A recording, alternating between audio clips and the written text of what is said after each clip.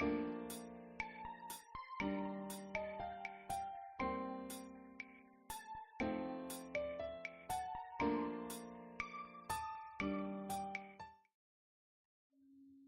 everyone, I'm Opie Clint. Welcome to Inner Peace Time.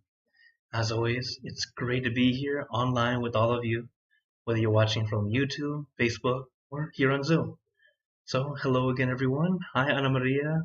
Hello everyone in Texas. Hi Ikasit, Tia, Kanu, Wendy and John, and David. As well as Lisa and Hakuzo on YouTube. Oh, Lisa says Merry Christmas everyone. And everyone watching on Facebook. Again, reminder for those on Facebook, feel free to type in the comments into the chat. But if you don't see my face on the top corner, it's very likely it's a different page. But I'll always go back and reply, as you guys already know. So it's great to be here with you all. And as we're about to practice meditation together, one thing to remember, always take your time. Meditation is a practice. It's something we practice and slowly get better and better at. And then as we practice more and more, the benefits start to flow in. Hello, Charles. Hi, Tracy. Thanks for joining in. So, one way to help you with practice in your daily life is something that I actually share with my late night class. I call it my homework, and it's actually very simple. Whatever you're doing, have relaxation and awareness. This is a way to practice meditation outside the meditation hall. This way, whatever you're doing, of course you need to have awareness. You have to focus on what you're doing, right? But at the same time, don't focus only. Allow yourself to also relax as you do it. So try that out. You'll start to notice when you come back to meditate, it's much easier to get in because you're already prepping yourself. There's actually a story of these two sisters. One sister had time to go to the temple and meditate every day, while the other sister, she had to stay at home to work. So when they came to the temple together for a big event and meditate together, the older sister, who had to stay home, ended up meditating better than the younger sister. So they were confused. Why is that? The younger sister had time to meditate every day, while the older sister, she had to work. How would that happen? So the monks asked the older sister, what is it you do while you work? She says, while I'm working, I want to meditate, but I don't have the time, so I would just center myself. I remind myself to come to the center and then continue doing my work. So you see, because she was already centering herself, when it came time to sit down and meditate together, instead of starting over at 1, 2, 3, she moved over to 4, 5, 6 to go in deeper, while the younger sister going to physically meditate, starting at 1, 2, 3, leave the room and completely let go, and not have any not centered at all. So she has to start over 1, 2, 3 every time. So this is why it's a good practice. Remind yourself to have relaxation and awareness. It's a great way to help us start to balance even times outside of meditation. So I see more people have come in. Hello again, David. Hi, Pat. And hello, Pinui. So, as always, we're about to meditate together. One thing we have to do is take our time, take it easy, relax your body, relax your mind. Hello, Pipawina. Okay. So now, hello, John. Thanks for joining in. So now, is everyone ready for some meditation? So as always, let's get into our perfect position, as I like to call it, because it's perfect for you. And when you're ready, gently close your eyes, taking a deep breath. Breathe in the cool, calm, relaxing air, and breathe out all your worries, thoughts, and responsibilities. Just let it all go.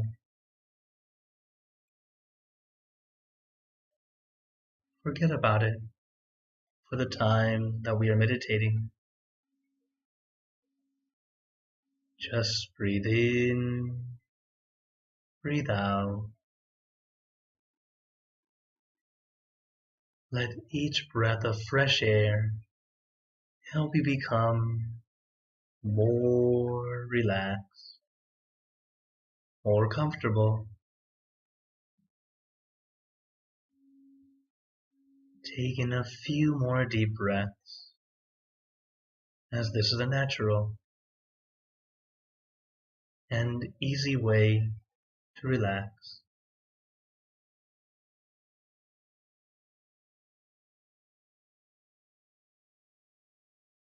And once you're ready, you can return to normal breathing. And before we continue, remember to let go of all your expectations. Whatever you think or know is supposed to happen, forget about it. Let yourself feel as innocent as a child. No worry, no regrets, no responsibility. Just innocent and free. Not a care in the world. We're all just relaxing with our friends.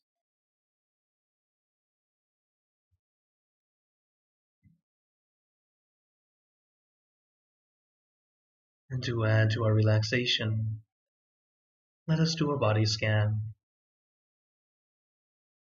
Relaxing from the top of your head down to the tips of your toes.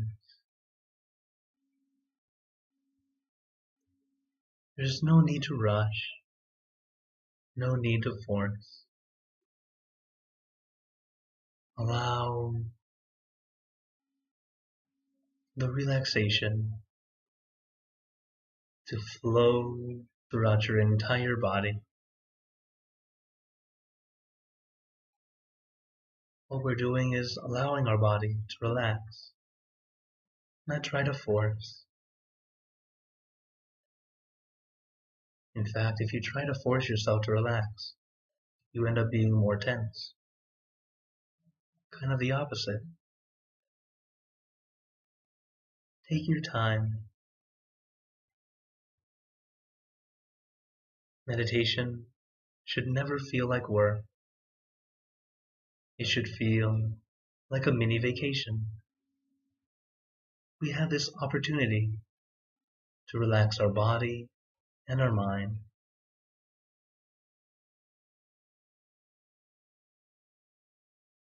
So as we practice together, allow yourself adjustment. It is okay to move when you need to.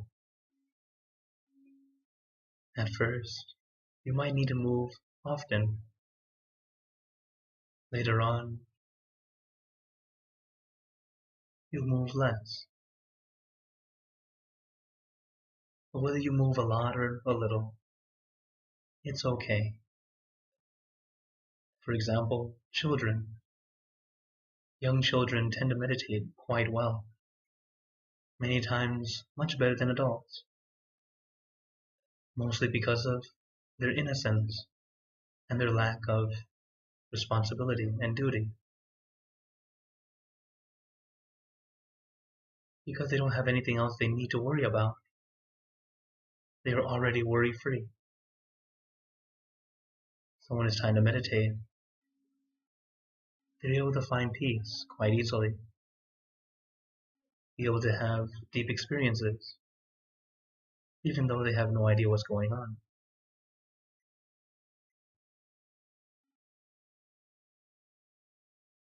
Although in the practice,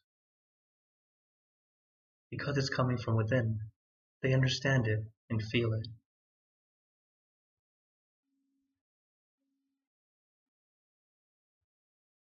Some children that I've meditated with, they don't sit still.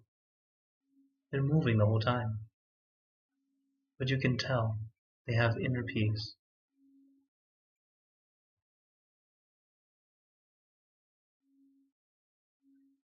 There was once a young novice monk, you could say a child monk. He was an amazing meditator, and people would ask, "Can you really meditate that well?" And he just said a very simple answer. I think he was 8 or 9 years old. He said, "Kids, body move, but mind is still. Adults, body is still, but mind is moving."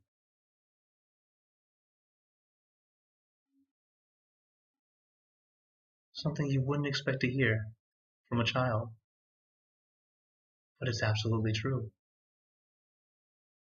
As adults, we've had much more time training the body. This is why we're able to sit still if we want to. But looking like you're doing it right and actually doing it right is a different thing. It doesn't matter too much about your body. The main thing is you're comfortable in a position that feels okay. Because once your body's comfortable, we can go in and do the work we meant to do. Calm the mind, help it slow down, allow it to rest.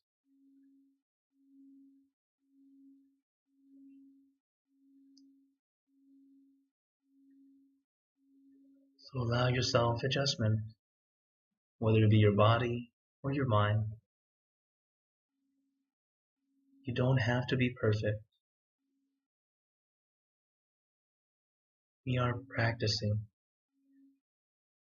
You'll get better and better as we keep going.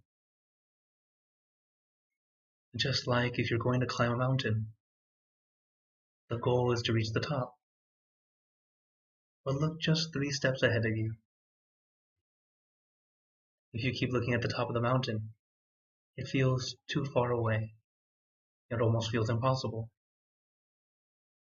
But if you keep your focus just 3 steps ahead of you, before you know it, you're at the top, looking down at a wonderful and beautiful view. So take your time, take it easy. As our master Kunyai would say, our attainment of deep meditation can be as sure as hitting our fist to the ground. You never miss.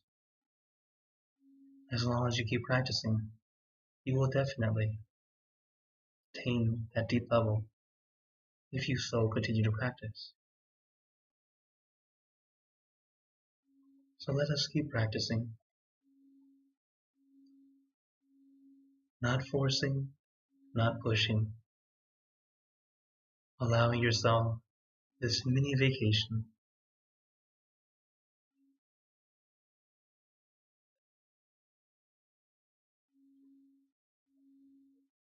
And if your mind continues to wander, it's okay.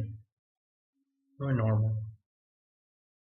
Even during the times that your mind starts to calm down, sometimes it starts to think again. The good thing is now you're aware of it. And when you're aware, you can do something about it. So when you realize your mind's wandering, gently bring it back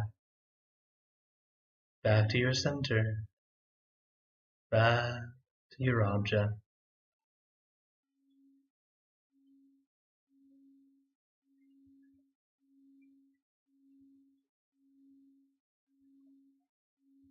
And sometimes it doesn't want to come back yet, still wanting to wander, doing this and that. I recommend a mantra. Mantra is a word, a phrase, or a sound. Something that helps you calm your mind, or at least helps you feel more relieved. the mantra we like to use. Sam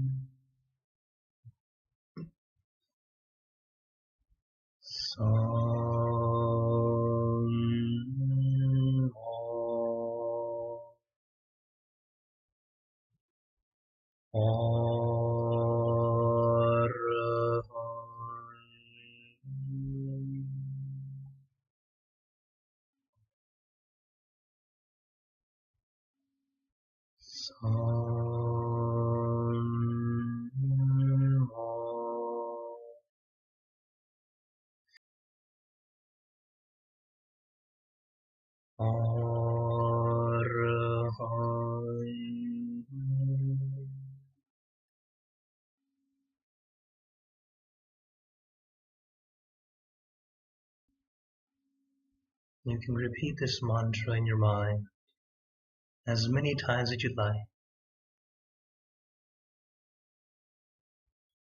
or use your own mantra, word or phrase. For example, relax, relájate, sabay, clear and bright. Use your mantra and your meditation object as your tools to help calm and soothe your mind, and to bring your mind back to your center, back to your object.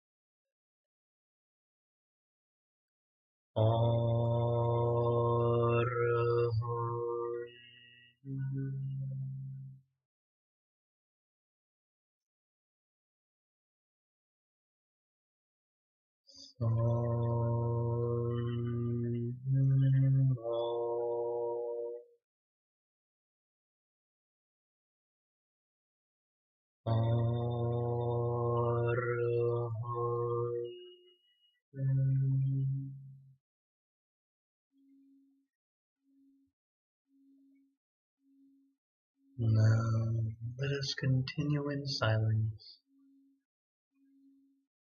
letting your mind be calm, clear, and peaceful.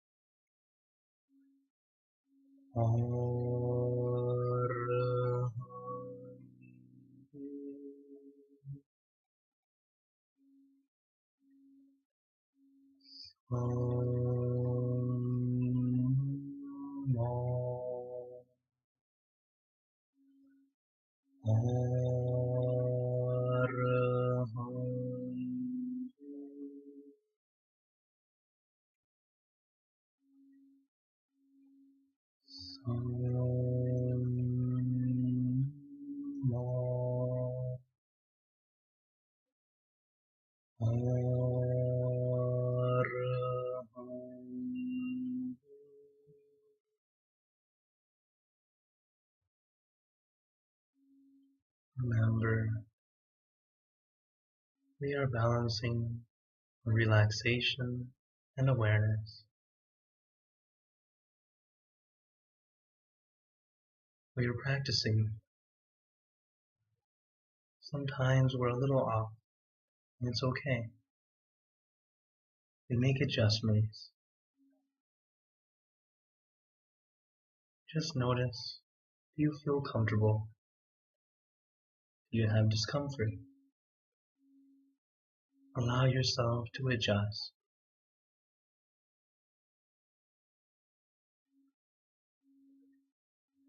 As we make those minor adjustments, it changes from trying to endure to simply enjoy. So allow your minor adjustments, or even major adjustments. Little by little, you'll find the position that works best for you. And once your body is comfortable, eventually your mind will be still and calm. And while our mind is still and calm, we'll let go of the body. You'll no longer worry about it, allowing you to go deeper and deeper. And for now, allow yourself to adjust. Relax your body, relax your mind.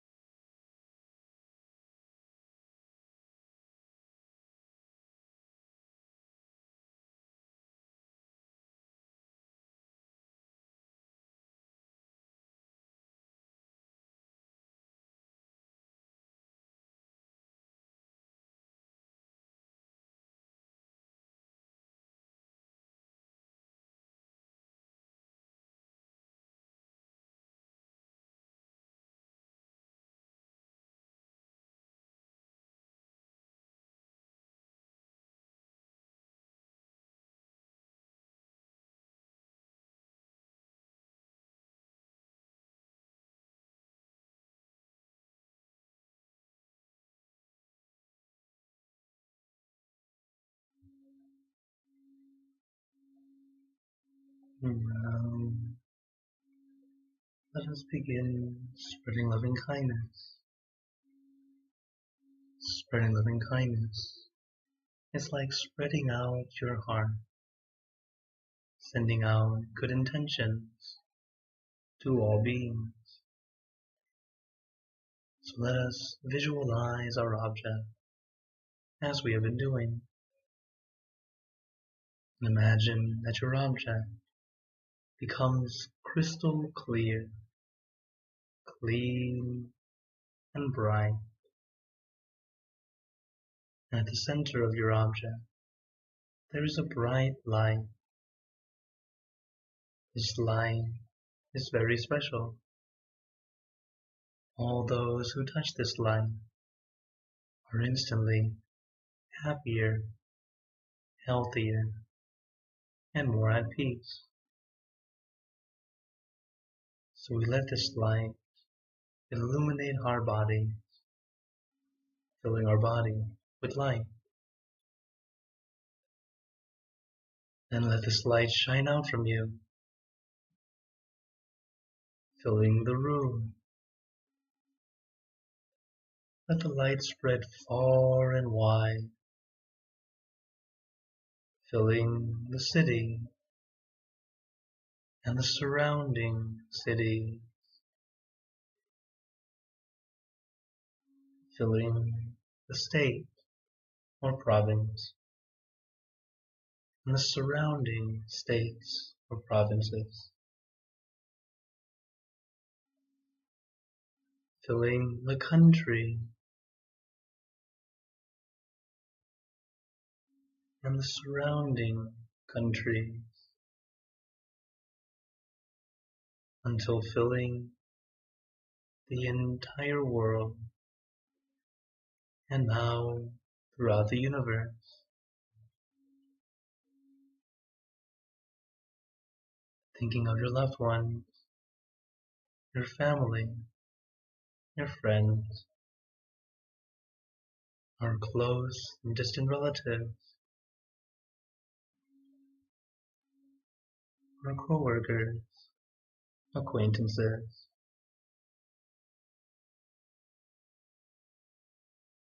all the people you know and all the people you don't know,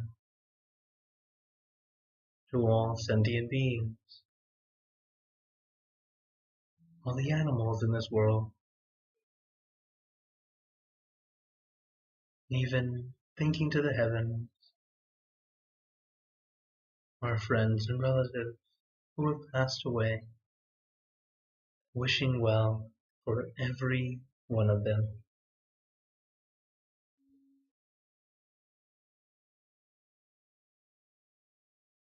And as we are spreading loving kindness, let us make this wish together. For us all to be happy, healthy, wealthy, successful, to gain wisdom, attain enlightenment, for world peace.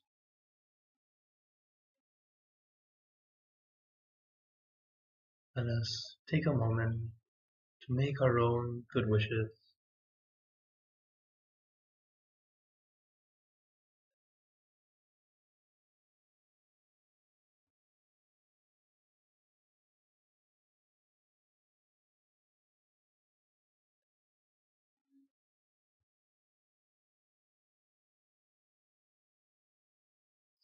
Te Buddha Bharabata Pache Nanjayang Palang Arahanta Nanjate Jenarakam Pantan Sabaso Sabaputanuhavena Sabatamanuhavena Sabasankhanuhavena Sata Soti Bhagwan Tute. Now, very gently and at your own pace, opening your eyes, Take your time as we slowly come back. You can take in a few deep breaths, do a little stretch if you'd like, as we slowly come back.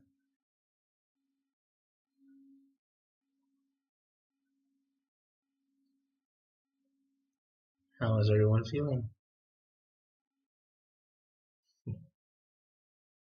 Right now is a very important time in meditation, the moment when we finish.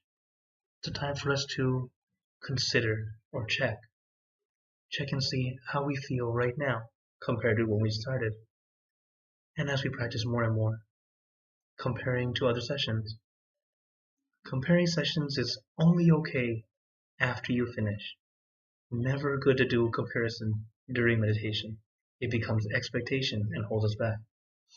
So, yeah, notice that difference. And I want to share with you guys tips from my master how to improve in your meditation, as well as keep track and see how you're doing.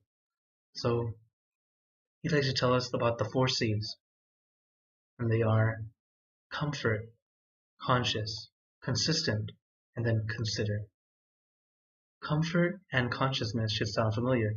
It's relaxation and awareness. We need those 2 things consistently. That's how our meditation will be able to go in further.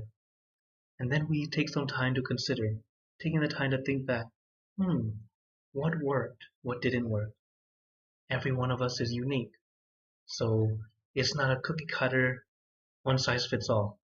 I give you some tools and you guys can adjust. So that way you find the best way for you. Because it's just like how all of you come to this session, many different paths to the same destination. So allow yourself to adjust and take that time to notice. And while my master says there's 4 C's, I like to add a 5th C. So it's not a C word, it's a C emoji, a smile. So practice this.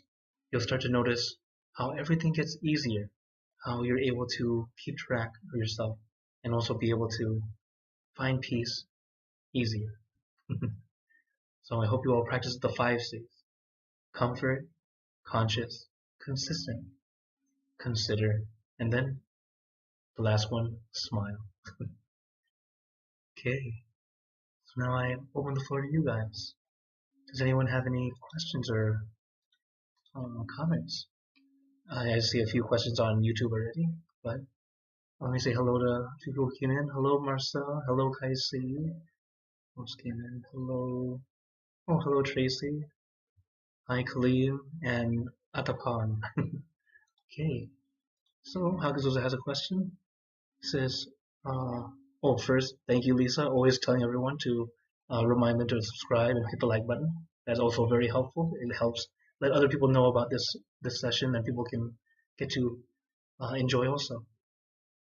So he says, how did the channel eventually evolve to become late night meditation compared to the channels earlier? Oh, okay. So how did late night meditation start about? Okay, so since we're talking about how my different channels or how my programs kind of evolved, it started off as let's meditate. It was my short 30-minute period, and it was just to test out how to do online. Later on, we had late night. Late night happened because our temple just started doing Zoom. It was during COVID. We couldn't go to the temple, but we wanted to do something together.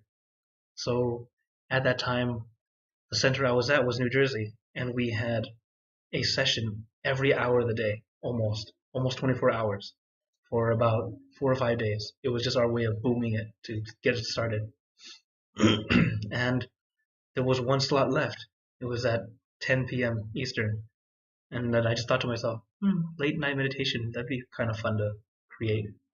It started off as just for fun, for just 4 sessions. Originally, it was just for 4 days. Everyone liked it. It was the right time for many people.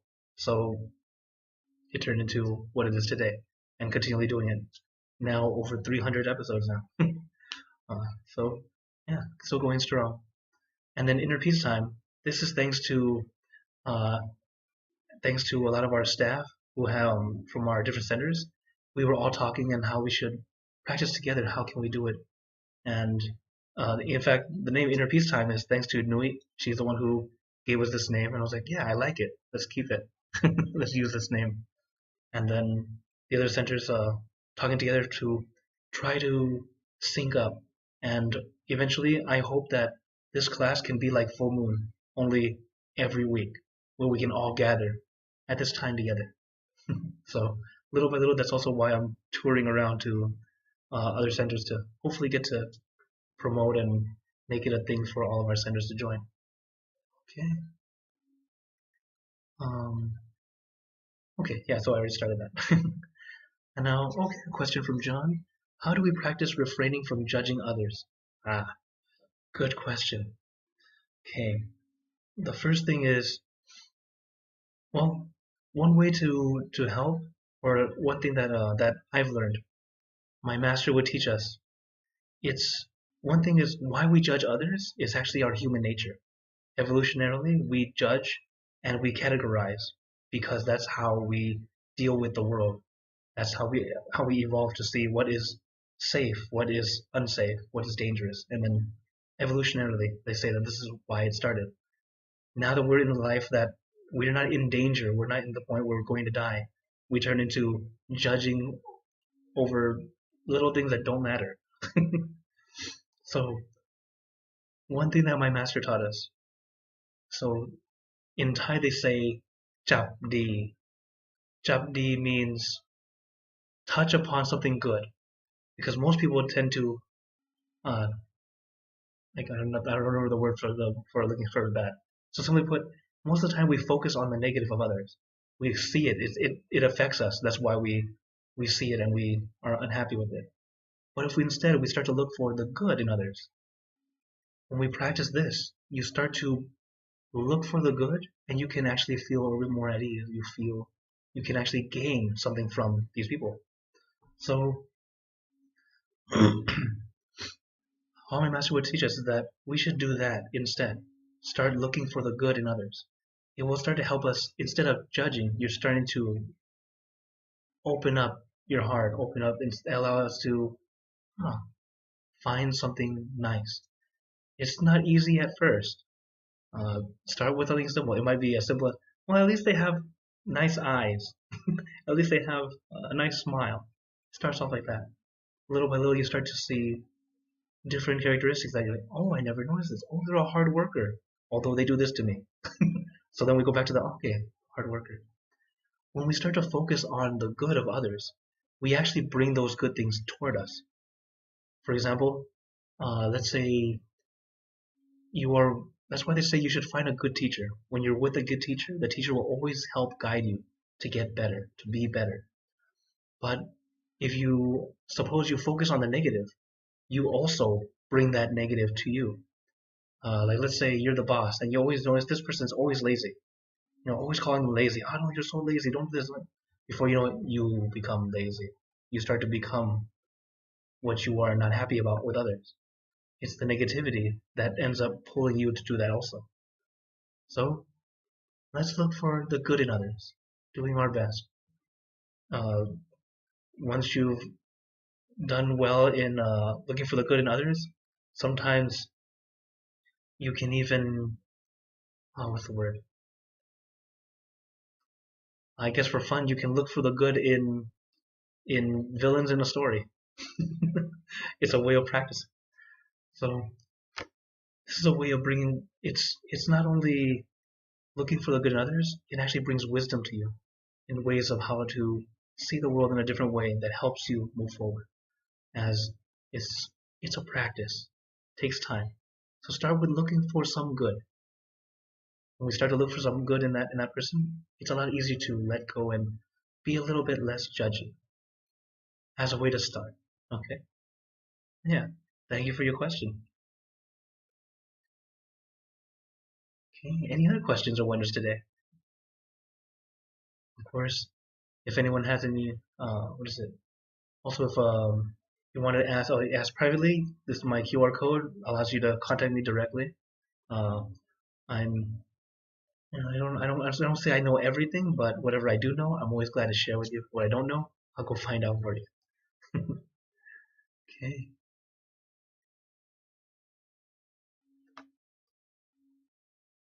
No more questions, huh? No worries. Oh, hello, Marcel. Go ahead.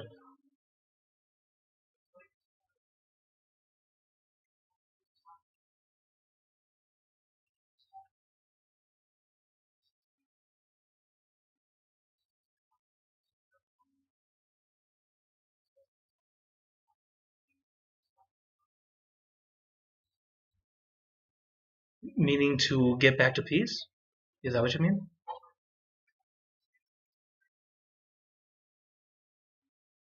Oh, I see.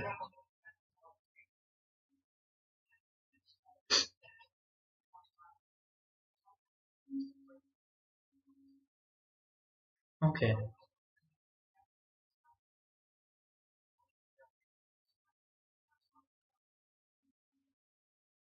Okay.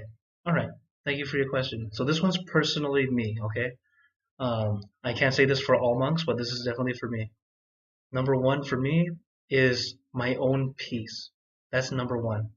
If I'm able to keep my own peace, that's number one to do first. Uh, then, now that I think about it, I'm actually very similar to what the Buddha taught Rahula. Rahula was Siddhartha's son. So the Buddha had a son before he became the Buddha. And his name was Rahula. And Rahula eventually wanted to become a monk. And he was the first kid monk in Buddhism. So while being the kid monk, he feels like he should help everyone, but at the same time, he's confused as how he should conduct himself. He was 8 years old. So the Buddha taught him something so simple, but very profound. And he made it simple that an eight-year-old can understand. He said, if it's hot for you, hot for them, don't do. If it's hot for you, cool for them, don't do. If it's cool for you, hot for them, don't do. Only do if it's cool for you and it's cool for them. The hot and cool is quite literally that feeling you have by when you do it. When your mind is kind of heated, it's uncomfortable, unhappy. Like it causes a struggle or something that inconvenience. But when it's cool, when your mind's cool, it means that you're at ease, you feel comfortable, you're happy to do it. So in many ways, whenever it's time to do something, I tend to do the same thing. I first focus on myself. Is it cool for me? Okay. And then I'll do it. And if it's cool for them too, I will definitely help them out. But many times I found that sometimes I have good intention, try to help or try to do something. It doesn't go out well because it wasn't cool for them. So that's actually that's kind of the thing that comes to my mind first. First, my own peace. Am I cool? Am I calm? I feel calm? Okay, I'm ready to do something if anyone needs help. From there, then I adjust depending on the situation. If I'm hot, like there's something I'm not so happy, I'm not so calm, then I start doing these different things. First thing I go do, my first thing is always the mantra. For me, is the mantra. That's my go-to. Sabai sabai. Number two is I visualize the moon. I like the moon, or something simple, something that makes me feel at ease. I use pretty much our meditation tools. That's the first thing I go do. If that's not working at that moment, then I might go exercise, maybe take a walk, go to the park, be with nature. There are different ways to help us de-escalate within ourselves. And then you feel at ease, have my calm back, and then that's how I keep going. And that's kind of what I do. Yeah, thank you very much for your question. Okay, then as now the time has come to a close, for those on YouTube and Facebook, I want to say thank you for coming. And of course, I'd like to give you all a blessing before we go. May you all be blessed. Excuse me. May you all be blessed with happiness, good health, wealth, success in your lives. May you be surrounded by good friends who will always guide you into light in times of darkness and in times of need. And when you close your eyes to meditate, may you attain inner peace easily and quickly in every lifetime. So thank you again, everyone. Have a wonderful day or night, wherever you're watching from. And remember, a smile a day keeps the stress away. So everyone, keep smiling. Let's brighten up the world together. And for those on YouTube and Facebook, I'll see you guys next time. And for those on Zoom, feel free to stay longer and we can chat.